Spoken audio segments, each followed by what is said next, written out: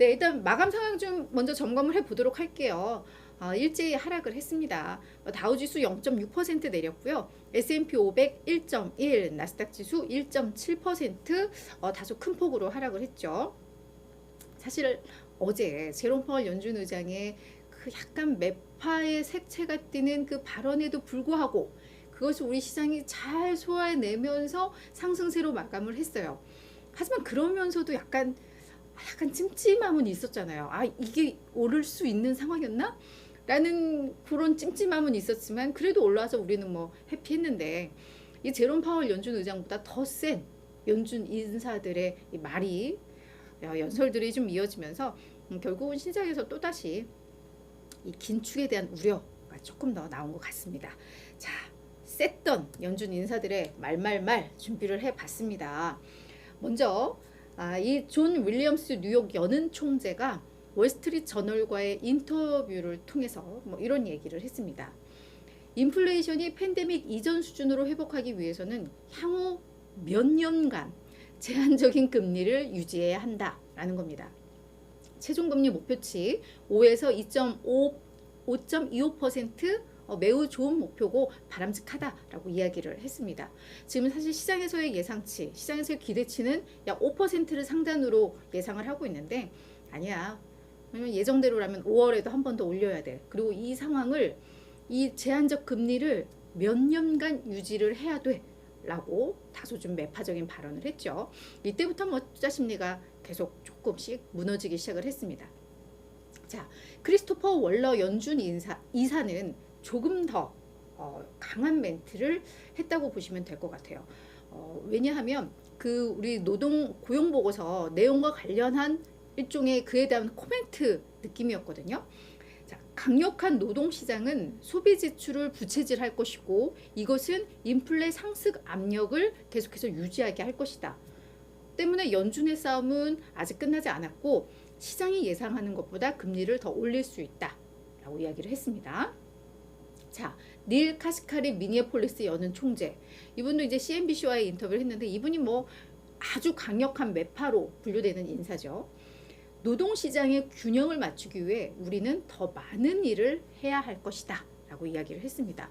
노동시장이 뜨거운 이상, 강력한 이상 금리는 계속해서 더 인상할 수밖에 없다. 기준금리 더 올릴 수밖에 없다. 뭐 이런 공통점들이 좀 나오고 있는 그런 상황이죠. 그래서 이런 부분들이 투자 심리를 많이 위축을 시켰고 위험 선호 심리를 많이 좀 훼손시킨 뭐 그런 결과를 가져왔다라고 보시면 될 것 같습니다.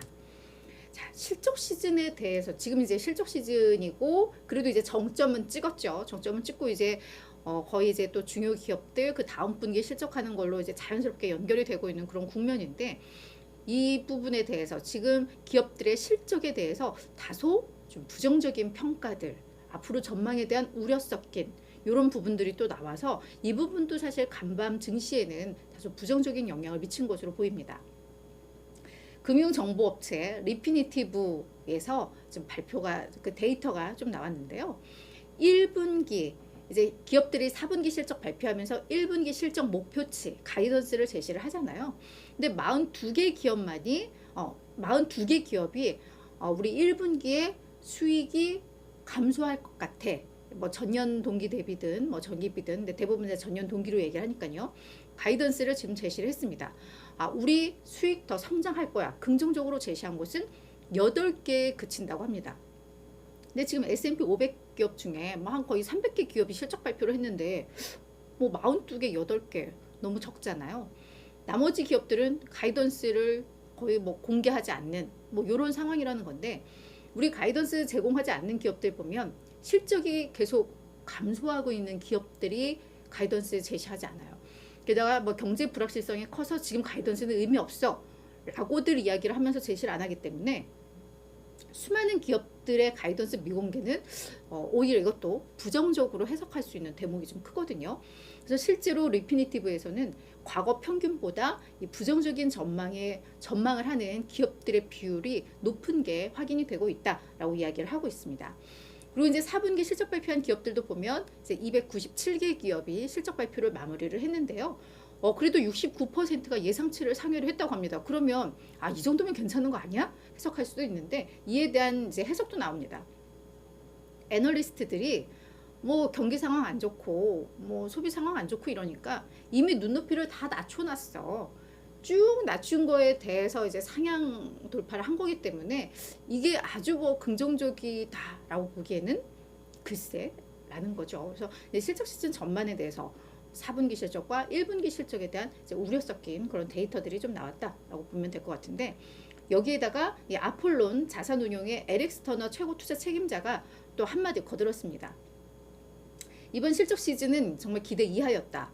금리 인상이 실적에 영향을 미치는 것은 이제 시차를 두고 영향을 미치는데 우리는 이제 그것을 보기 시작했다라고 이야기를 했습니다. 그러니까 앞으로 실적에 대한 좀 우려, 이런 경고를 했다고 보면 될 것 같아요.